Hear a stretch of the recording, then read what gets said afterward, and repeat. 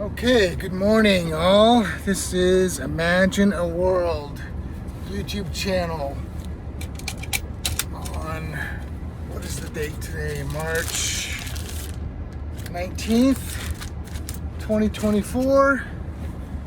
We're off on an adventure today. We're going to be driving some cats from Reading, Pennsylvania to Willow Grove, Pennsylvania. I got 13 cats in the back of this van, and we take them to go get neutered or spayed, whatever the case is, and I'll explain more as we go along. Again, it's about 7 o'clock in the morning, actually 7:10, and we're off. About an hour drive or so down the turnpike in Pennsylvania.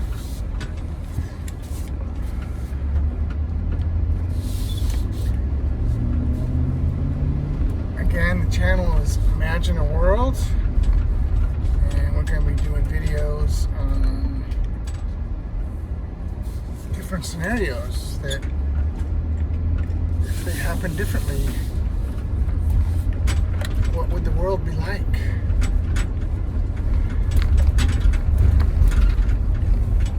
And also things in technology and famous people, athletes, you name it. We're going to do all kinds of different subjects and create a world that would be different than we have today based on whoever we're doing and what we're doing.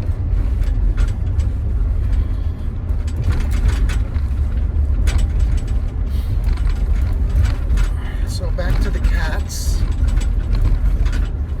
I do this run once a week, usually on a Tuesday, and I do it for Berks County TNR nonprofit. And TNR, if you don't know, stands for Trap, Neuter, Release.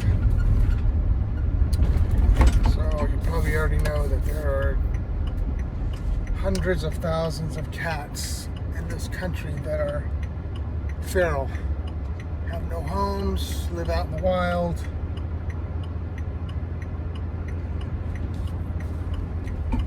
Have a lot of sex, get pregnant, and create a whole lot more cats.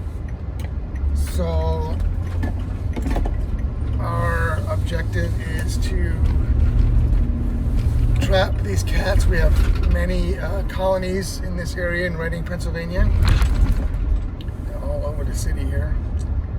And so we go out and trap them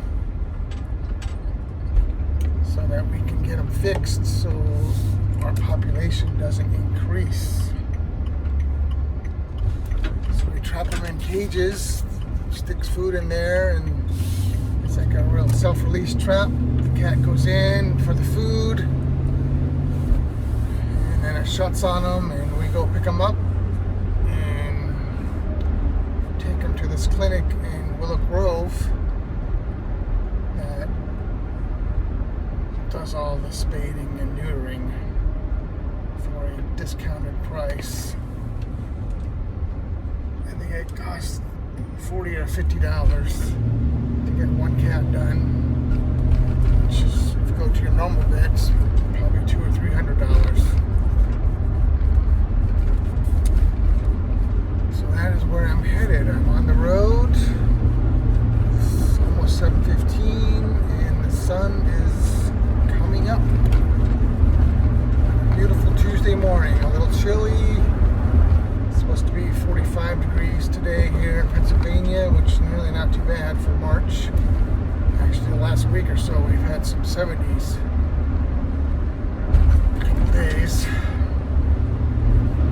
So it's dropped off a little bit here, but spring is rapidly approaching, which I love because I'm a huge golfer, so can't wait for golf season to start again.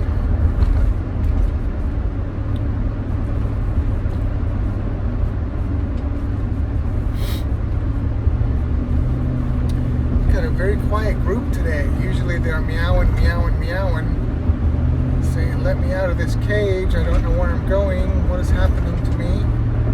But today they're very, very quiet.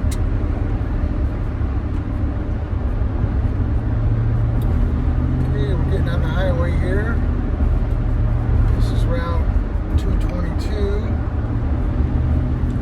And take this up to 422 towards Morgantown, Pennsylvania.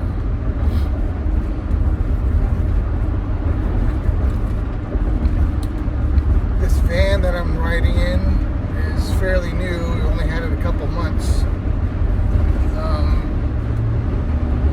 We had another nonprofit allow us to purchase it from them for a very low price so that we could use it because they weren't using it any longer. Before we had this van, I was taking my own private vehicle on these journeys, and I have an SUV, so we couldn't fit as many cats. I think the maximum load was like 10 cats at a time, which wasn't bad, but now we could fit 15 or even 17 in here. And the problem with using my vehicle was my car was starting to smell like cats. It's not good. So I'm very thankful for having to be able to use this van instead of my vehicle, so that my vehicle doesn't stink anymore. And we can put more cargo in. Get more cats neutered so we can reduce the population even quicker. Okay, we're going on to Pottstown, 422. I said Morgantown, I meant Pottstown. Morgantown is the next highway we get on.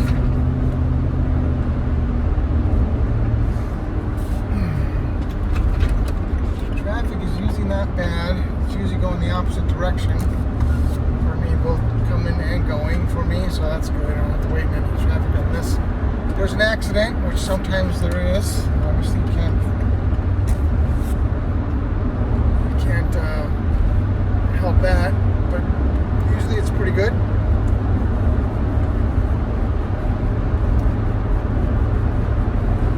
Again, it's March 19th, 2024, and this is channel Imagine a World.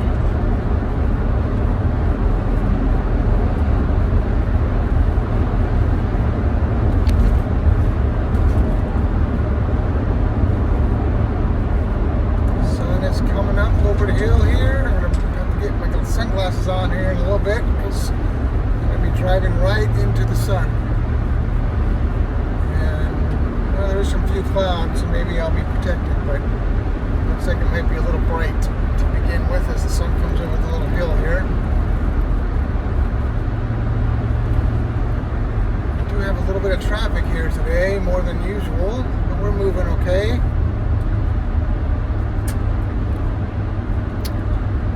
Where people in this, I've been here about 8 years, and the drivers in this state do not know how to merge on the highway. They stop in the middle of the on-ramp, waiting for traffic to clear. I don't understand it. I grew up in California, and you'd get rear-ended if you did that, for sure. No doubt about it. You can't stop in the middle of an on-ramp. You gotta get on with the flow of traffic. And then also the people here don't yield. I mean, they don't merge over to let people in. They just keep going and assume they're gonna stop the people that are merging. It's ridiculous.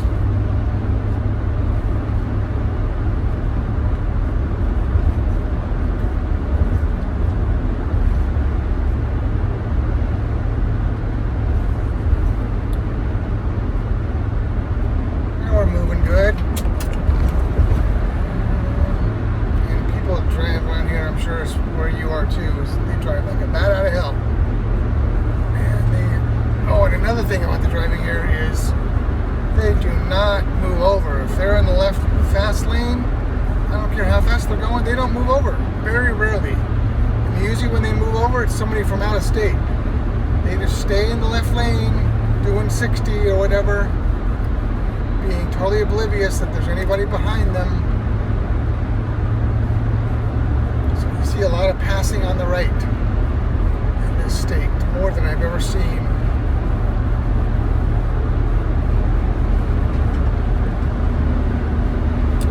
So I'm not sure who's familiar with Pennsylvania. Like I said, we're in Reading area, which is a very small city. It used to be a really nice area. Now it's been overgrown with Puerto Ricans. So it's kind of gone downhill. Low income housing and such. So it's a very high crime area. We're about, Reading is a pretty big area, but Reading, the city, is small. We're like 15 minutes from the city itself, if you can call it a city, which it is. It's very small though. It's not like San Francisco or New York or anything like that. It's very small.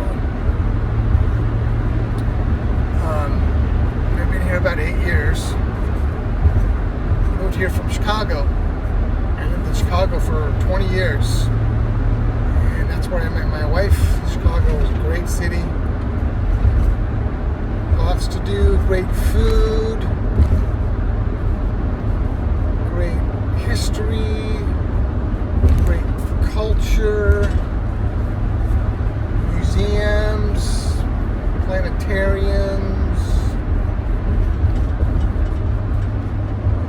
great golf courses, lots of golf here, lots of golf.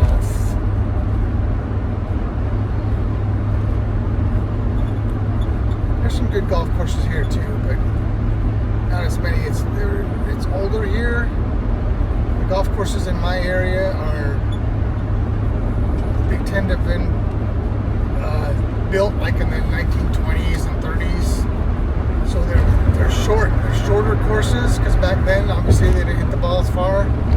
So there's a lot of short courses around here. That's okay. It's good to practice your wedges and approach shots. You got to go out a little bit further from the Reading area to get more championship style courses. You know, that 64, 6,500 yard range.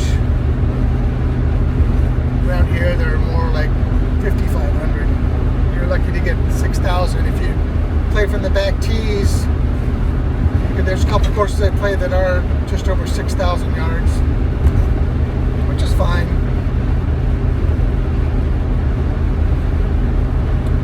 Okay, now we're on the road to Morgantown, 176, on the way to the Pennsylvania Turnpike, which is the main drag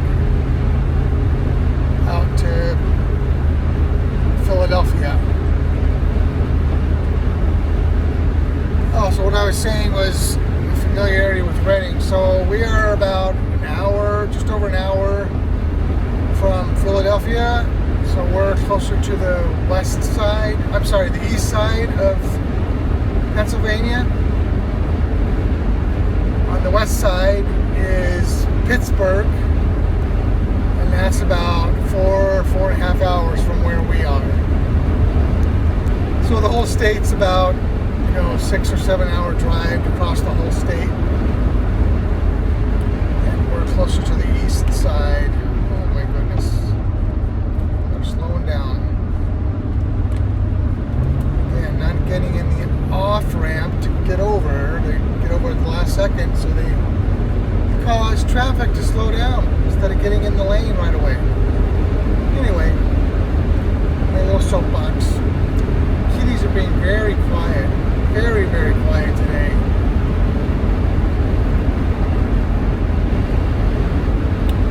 Most of the time, the trap, neuter, and release cats, the ones that are wild, they don't meow.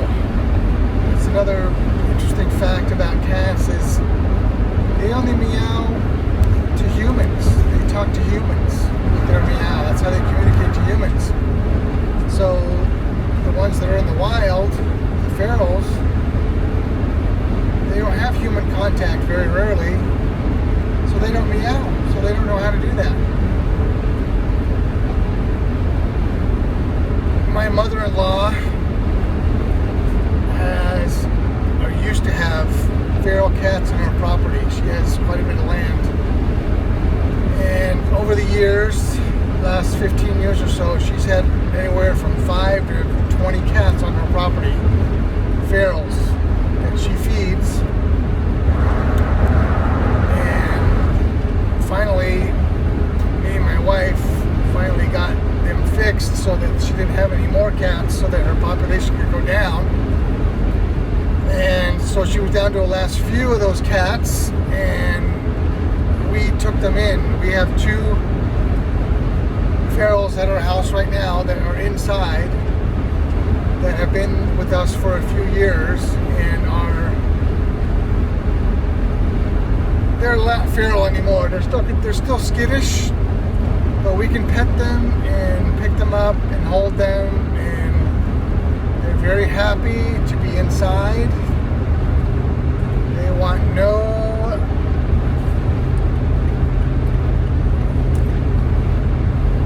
they don't want to go outside. They want to be in. They know that they have it good. They were outside for years, and it's rough out there, especially in the winter. They're inside and they love it. They absolutely love it. And we have 2 other cats that were actually kittens on my mother-in-law's property, that the mother of the kittens abandoned them. So we took them in when they were a couple weeks old and bottle fed them. There was 4 of them. We bottle fed them and got them big enough to be adopted. So we adopted out 2 of them. 2 of them got adopted, and the other 2 we kept. So we've had those for a good 7 years now. So we have a total of 4 cats in our house. And the 2 that we raised as kittens, they go in and out. They like to be outside because they have still a little bit that feral inside of them. But they come back home, no problem. So they like to go outside for a little while, a couple, 3 hours, and they come back in, and maybe they go back out again, and they come back in again. They're very good kitties. Their name's Frankie and Tiggy. Frankie's a boy, Tiggy's a girl, and they're very good kitties. See, right now I got somebody in the left lane going 65 with people behind him, 2 cars behind him, wanting to pass. So here I am trying to make room for them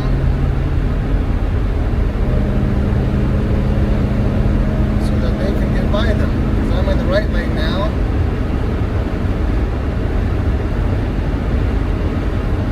Past them. So now the 2 cars behind him are both moving over to pass him on the right, because they just don't move over. They just stay in the left lane. There's another one. Passing another one in the left lane. Going slow.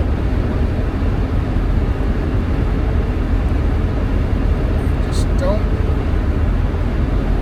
Totally oblivious, or they don't care. They don't use their rear view mirror. I don't know. When I took driver education way back when, that was one of the first things my driving instructor tested us on, was using your rear view mirror. You would turn the mirror while we were driving and ask us what was the color of car that was behind us.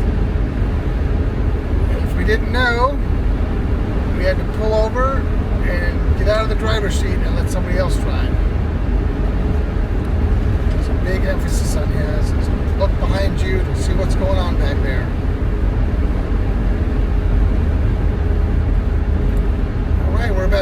minutes in. We are maybe 3 or 4 minutes away from the turnpike entrance. And here comes the sun. I'm going to be turning right into it here. I need to put on my sunglasses. I'm going to do that. Got it right here. I think. They should. Oh, here they are over here. Alright, going to put on my cool shades for y'all. Yeah, I'm not cool. Not cool at all.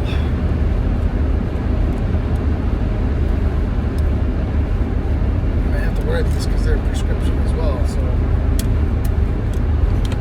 need my glasses to drive.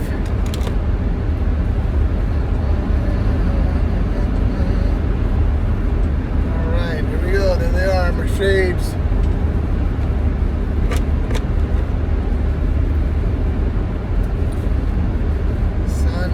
Very bright. Alright, here we go around this curve here. We're going to get on the turnpike. And we have about a 40-minute drive or so on the turnpike. I have a easy pass on this van. And actually, since COVID, there are no more toll booths.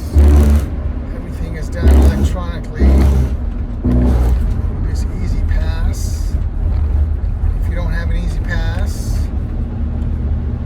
they take a picture of your license plate and you drive in the car, and then they send you a bill in the mail saying you owe for a toll.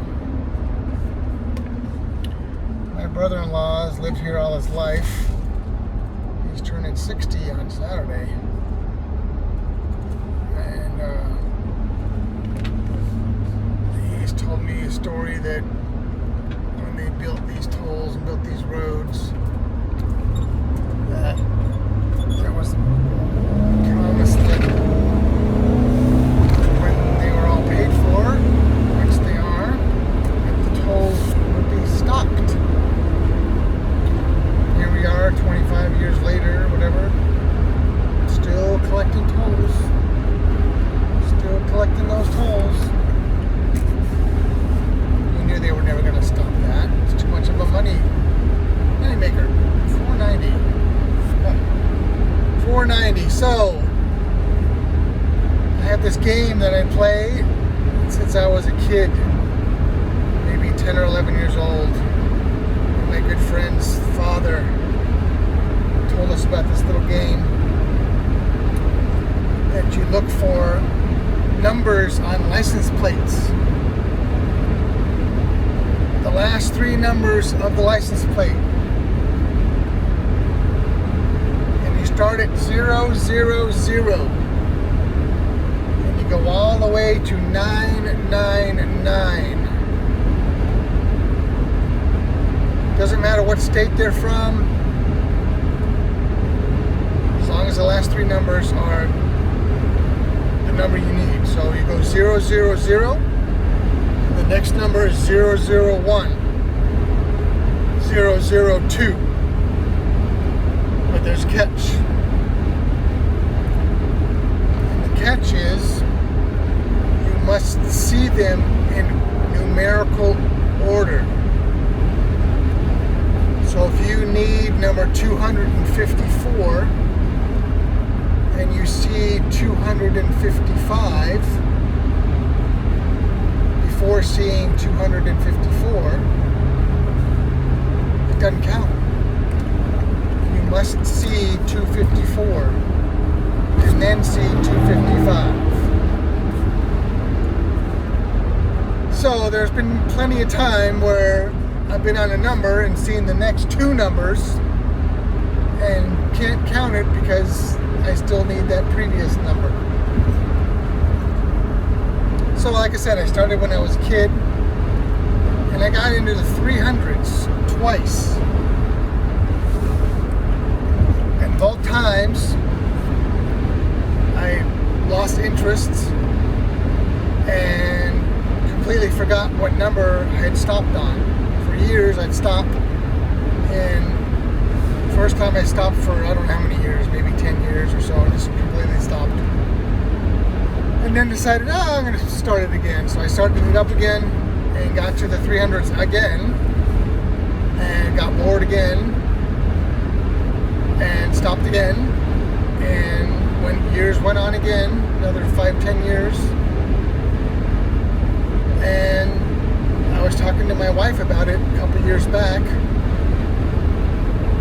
and she was interested in playing it with me. So I said, okay, well, we're not going to start at 000 because I've done that twice already. So I know I was in somewhere in the 300s both times. So let's start at 300 and we'll continue from there. So we've been doing it for 2 years. This summer it'll be 2 years. And we are now at number 403. We just saw 401 and 402 2 days ago, both of them. So now we're at 403. So it took us about 2 years to go 100.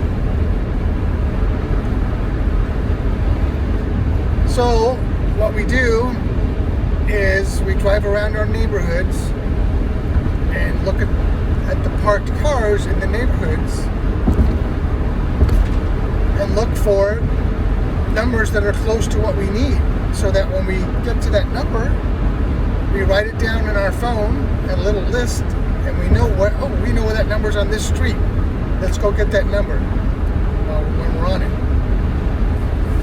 So that's what we do to make it a little bit easier to find the numbers that we're looking for.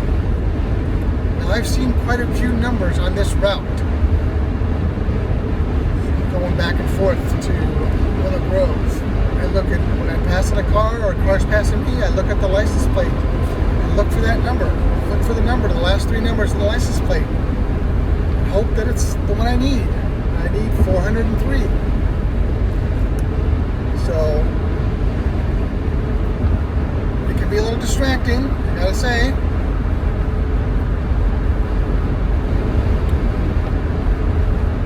There's your game. It's the license plate game. My wife's also doing the states, trying to get all 50 states, and she needs 2 more states. And I can't remember which ones they are. Idaho, maybe? I'm not 100% sure. She has a list of hers, and I'm not sure which one she still needs. But she only needs 2 more.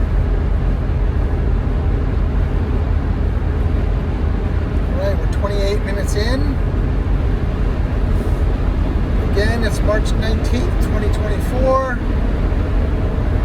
And the channel is Imagine a World. Imagine a world with no feral cats. Yeah, that would be just about impossible. There are so many cats. It's really sad, it really is. Millions of cats in this. I think there's more cats than humans. I think they say there's more cats than humans. Don't quote me on that. There's 426. See, I'm not even doing that, but it's in the 400s. I'm not 100% sure on that, but I'm pretty sure that there's more cats than humans. And one female cat, within 6 months you can have a litter of 50. She'll have 5 litters and you'll have 50 cats all of a sudden. They're almost like bunny rabbits. They breed like crazy. The cat can get pregnant, I think, when they're 3 months old, 3 or 4 months old. They're not even fully grown and they can get pregnant already.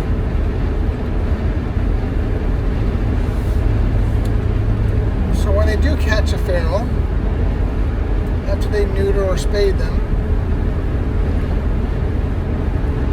they mark them. So that when they're in the wild and you see one, you know that it's been fixed. And way they mark them is they snip the ear, the left ear. They snip about a quarter to a third of it off. And that tells everybody that this cat is feral and has been fixed already, so you don't need to trap it. It's not going to get anybody pregnant, and it's not going to get pregnant.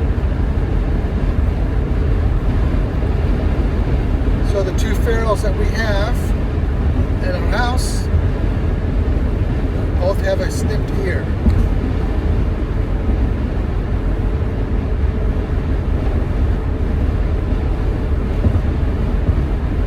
Traffic is great. The sun is shining.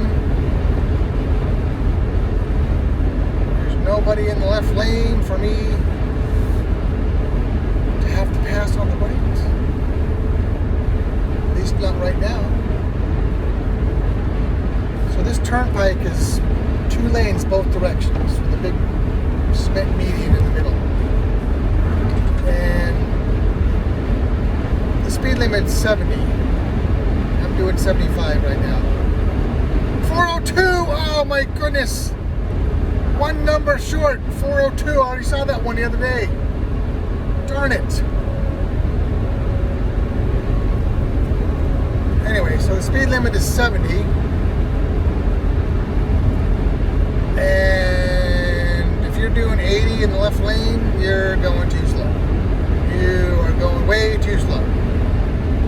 People drive on this thing 90, 95 on a regular basis. And like I said, it's only a 2-lane highway, and it has a lot of curves in it. Not super windy like a mountain road, but it is snake-like in a lot of parts. And a lot of it's near mountains. So, there's not a lot of room. Thus, there's quite a few accidents on this thing. And if there's an accident on here, you could get backed up for hours because there's nowhere to go. The exits are few and far between because they're mostly in the mountains, the mountain area. So the exits are miles apart, and if there's an accident, you gotta get it down to 1 lane, and it really can get backed up really, really bad.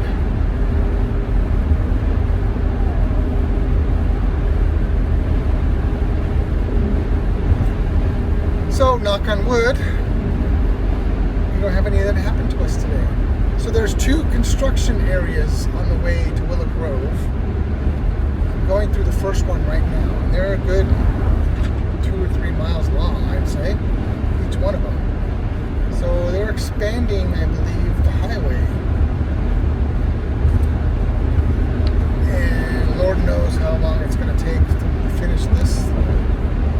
But it's been here for at least a year now, both of these construction zones. So the lanes shift and the speed limit drops to 55. Not that anybody goes 55 through here. If you go 55 through here, you get rear-ended probably.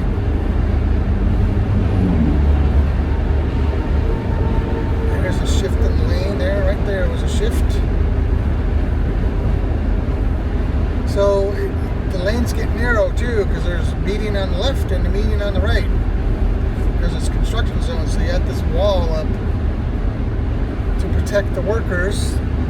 So obviously nobody gets hit by a vehicle. So it's a little sketchy. Gotta say, a little sketchy. 481. Seen a lot of 400s, but not the one I need. I need 403.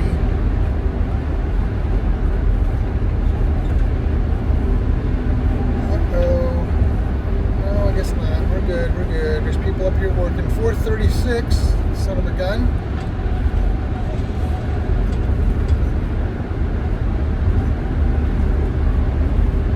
They have speedometer, what do they call them? Lasers, speedometers check your speed on the side of the highway every so often, telling you how fast you're going.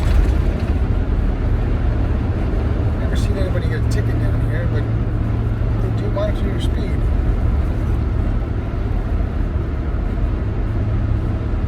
And there's lots of trailer tractors, trucks on this road. It's a big, very well-traveled route for truckers.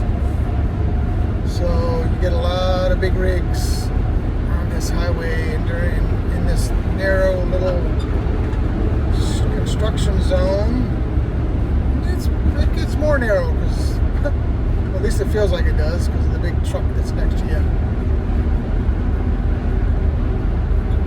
Truckers here are pretty good though. They're good drivers. I mean, they mostly are across the country, but they do driving and they're pretty courteous and skilled at driving and know how to get out of the left lane when they're supposed to, hold up traffic.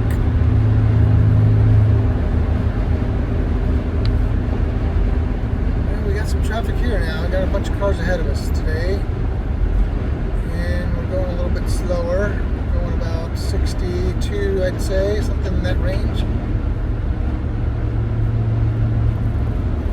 It's probably because of the sun. The sun is right in your eyes, right on the highway. So, vision is a little obscured at the moment.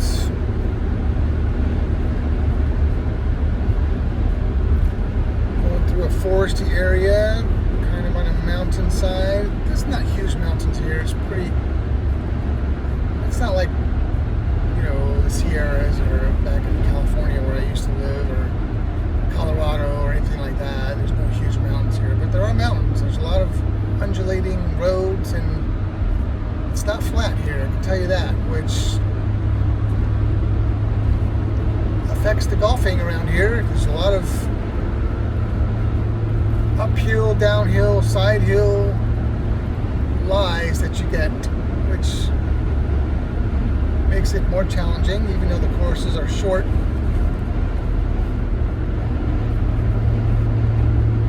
Makes the yardages a little more challenging. I do have a rangefinder that takes into account the elevation change, up or down. But when you're playing a tournament, obviously that's illegal. But I don't play tournaments anymore. I used to play tournaments 10, 15 years ago. I used to play handicap tournaments out in Chicago. I was about a 7 handicap back then. Not bad. I want to get back to that single digit. I don't play as much as I used to, but my goal is this summer to get back down to a single digit. I'm probably a 10 or 11 right now.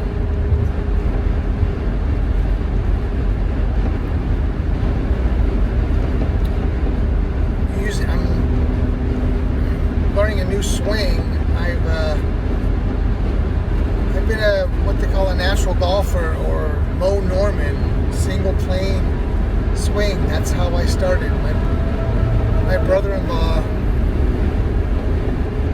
was the one who introduced me to that when I first started playing, and that's how I learned. I learned a single plane swing, Mo Norman like.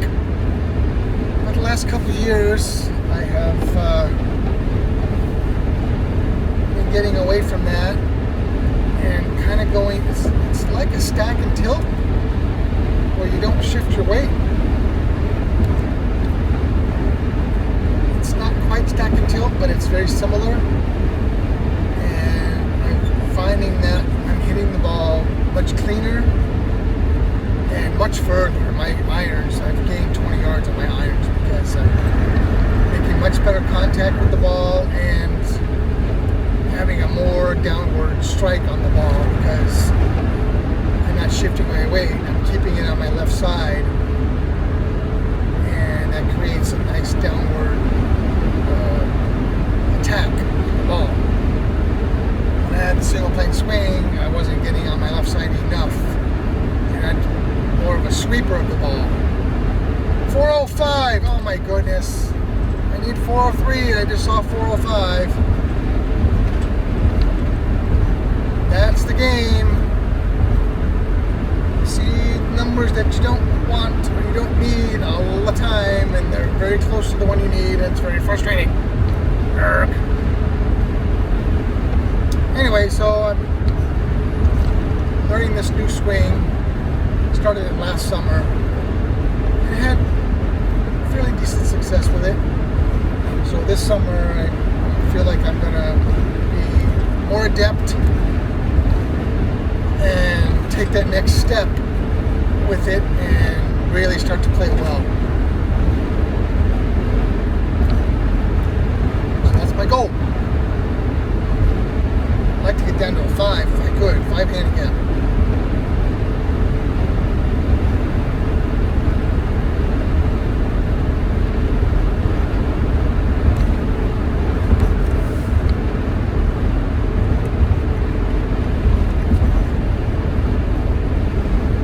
Traffic's cleared. We're way out of the construction zone now, but we're going to be coming up on another one. Only at 41 minutes.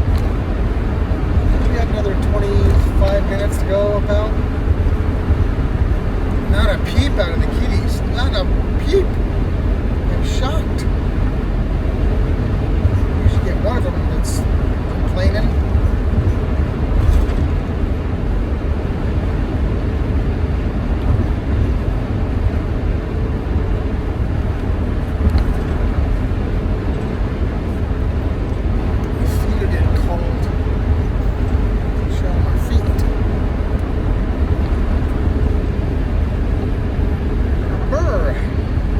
So it's supposed to be like 45 degrees today. It's going to be partly cloudy, I think. So really not bad. Our winter, this last winter was, we got like 2 dustings of snow. That was it. No accumulation at all, nothing. And then this year we've had 2 mild storms come through. The snow has lasted a few days and melted right away. So winter's been really, really mild the last couple of seasons, which I'm thankful for because I don't really like shoveling snow. I really don't. I'm getting old and it's kind of hard on your back. Valley Forge. We're coming up on Valley Forge. If you're at all familiar with Pennsylvania, Valley Forge. I am not going 85. That was a speedometer. There, so I'm going 85. I'm only going 70. Anyway, yeah, like I said, there's a lot of history here. This is where our country started. It's our first capital. Valley Forge, famous battle. You go there and they reenact the Battle of Valley Forge and some of the other battles there. Get all dressed up like the colonists and reenact the battle for you. It's pretty cool. There's other, going the other direction from where we live, there's other areas. About an hour the other direction is, there's an area that used to build the ammunition for the war back in the, I'm not sure if it was a Civil War or a Revolutionary War. Might have been both. Anyway, that they had the factories there and they supplied all the ammunition. That's in York. There's a Battle of York too.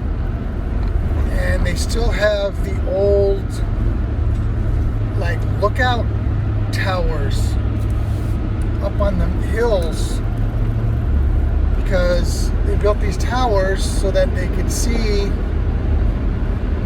obviously, if any enemy battalions were coming to try and destroy the stocks of ammunition. So they have these old that people used to sit in as lookouts so they could see for miles around New York and have a good heads up. If anybody was coming, they would know long before they got there. It's kind of cool. Okay, we're going through our next construction area, coming out of it actually. Yep, we're out of the construction zone now again, and we're back up to speed. And a little traffic tends to be here, people going to work, going in the Philadelphia area. Now the lanes open up. This becomes a 4-lane highway for a little while, and then goes back down to 2 again because it branches off on another highway. But right now it's 4 lanes, so kind of wide open. Stuff I'm used to in California. They have big highways out there, especially in LA. I did live in LA for about 6 months, couldn't stand it, moved back up into the Bay Area. That's where I grew up. I grew up in San Jose. The technology mecca of the country, Silicon Valley. It's where all the computers and phones and you name it are made there. All the big tech companies are there. That's where they are. In Cal, it's so expensive there. Oh my goodness, $436. I saw that one already. My aunt and uncle live out there still, and this will give us $430. This will give you an idea of the price. From $413, I need $403. One number off. They have a 1,200 square foot house, 1 floor, 3 bedroom, 2 bath, an 1/8 of an acre of land, fenced yard, tiny little house. Tiny, tiny little house. They sold it for $1.3 million. If you can believe that. $1.3 million.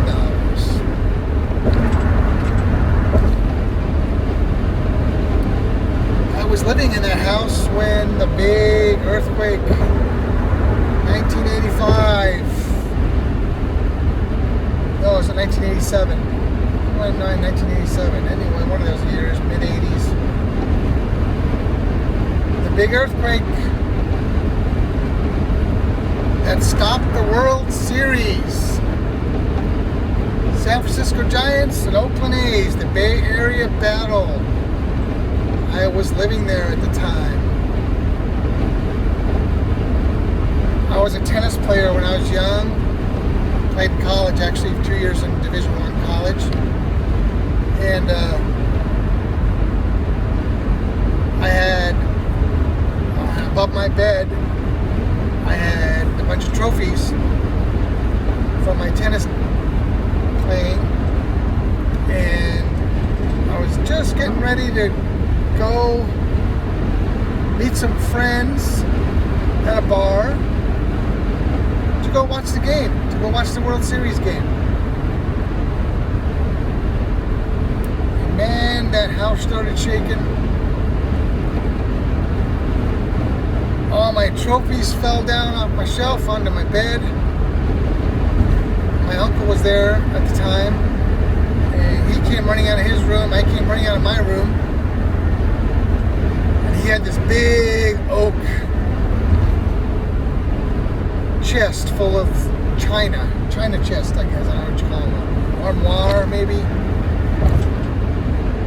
and it wasn't hooked to the wall, and he was afraid it was going to fall over with all this glass, this precious china that he had in there, so he was standing there holding it up.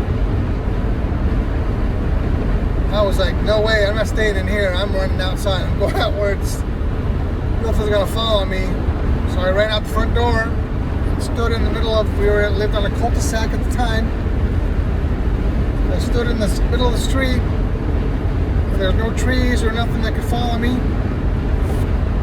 And I watched as our driveway, a crack go splitting up the driveway.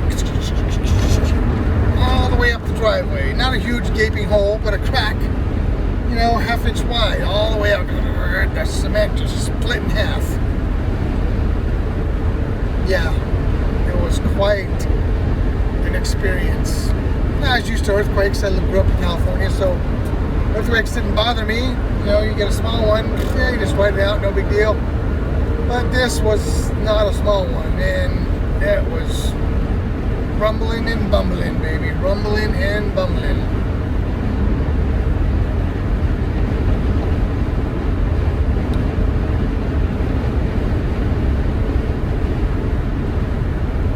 And in '94, still lived in California. I had a friend who was an insurance adjuster, and a big earthquake down in Los Angeles, '94. Right when this was an OJ happened. I was actually down in Burbank, living in Burbank, when OJ killed his ex-wife. I remember being down there watching the white Bronco driving down the highway that was right near where I lived.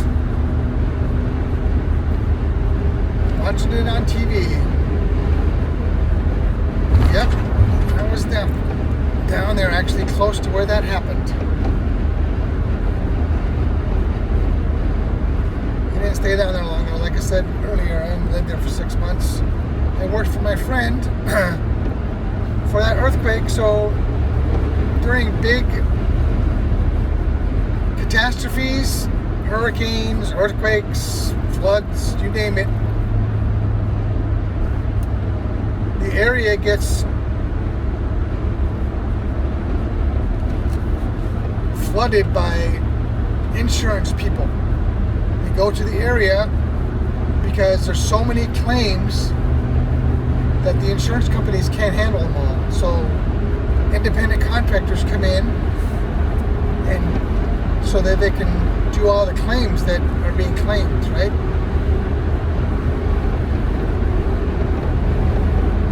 It is unbelievable. And this is back in the mid-90s. It's 30 years ago. It's unbelievable the amount of money that they make being an insurance adjuster, going to those disasters.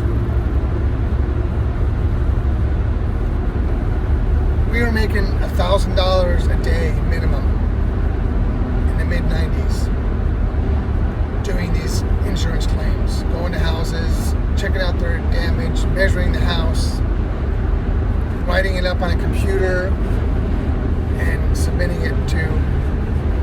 We get a piece of whatever the claim was worth. I'm not sure, I can't remember. I think it was 2% or 3% of the claim. And in the area that we were doing this, the houses were worth hundreds of thousands of dollars. So you get a $500,000 house with a pool that's cracked and carpet that's been damaged and tile flooring and you name it. You get this huge claim. And you get 2 or 3% of that on every single claim that you do. We could do 3 or 4 claims a day, no problem. You were making bank, baby. Bank, bank, bank. I remember my buddy who was the claim insurance adjuster. He had just taken out a second loan on his house. I don't know what for, but it was a $50,000 second mortgage. And it was a private mortgage, private loan with this lady who lived close to him. And he did it like 2 months before this happened. He was able to pay back that loan within the 6 months that we were down there. He paid her the cash back in 6 months, less than 6 months, 50 grand. And obviously he still had plenty of money left over, you know, because he was still down there doing work. So it was crazy, the amount of money. And there was hundreds of adjusters for the company that we worked for, or he worked for. I worked for him, actually. And that was just one company of hundreds of companies that had hundreds of adjusters as well. So there were tens of thousands of insurance adjusters in this area. 400. Let's despite 400. Can you believe this?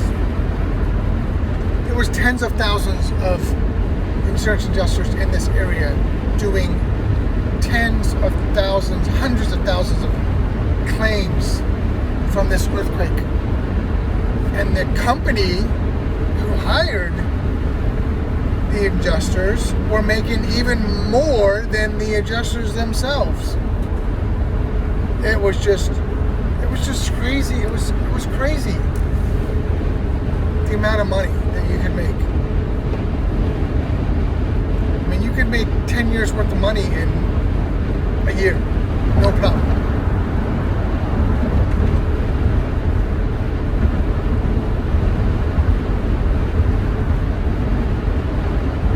Alright, we're about 56 minutes in here, guys, and we are coming up close to our exit here.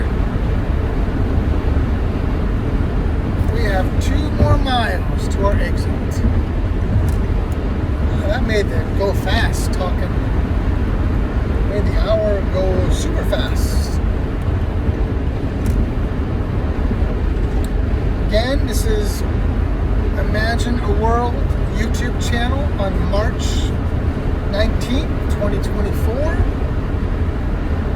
Taking you on a cat run. Taking you on the cat run for Berks Community Cats. Appreciate y'all joining me. Me blabbing, blah, blah, blah.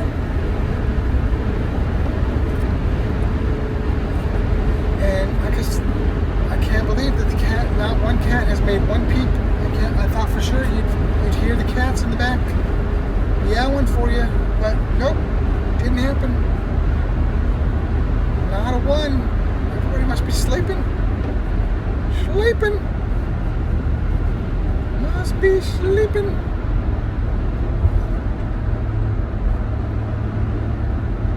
So we're going to Doylestown, Jenkintown. Exit Willow Grove. And this place is not even 5 minutes off the exit here. It's very convenient. We do have to go through another toll, which no big deal because we have our Easy Pass, and it's not, I don't pay for it anyway. It's paid for by the non-profit organization. And here we are, we're at our exit, getting ready to get off the highway, the turnpike.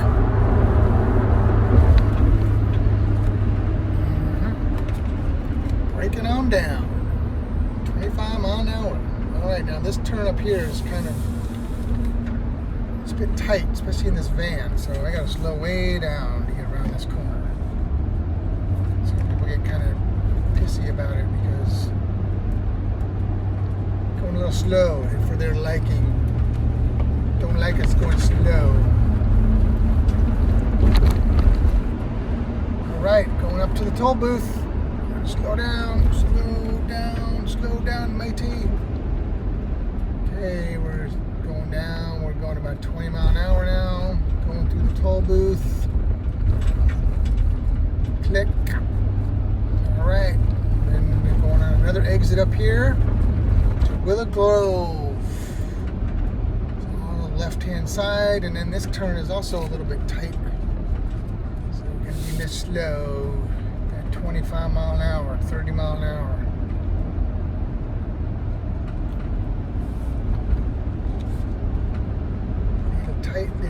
little tight.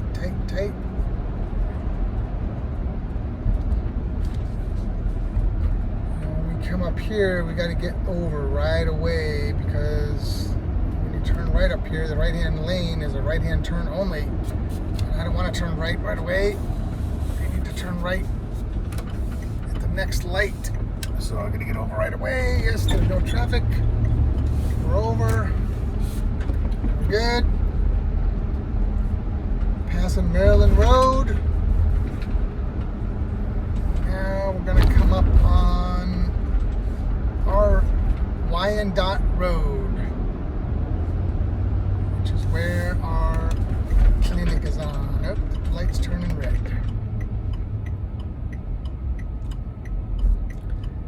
We must stop.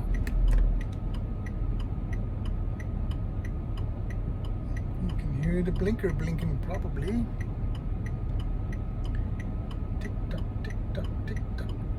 Right near Hampton Inn. Not that I ever go in there, but that's where we are. Okay, green light. Let's go, Mr. Magoo. Okay, we're turning right. Oh, there's a big rig on the right side of the road here. That's the Void. Guy's getting in his truck. Going up the hill here. Somebody walking their dog.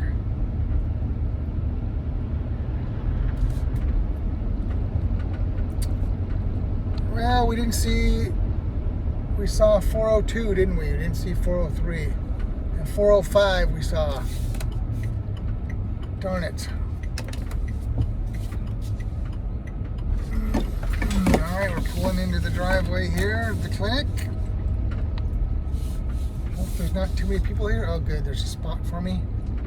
I got 13 cats to unload, so I need to be close to the door. It's a little bit of a chore.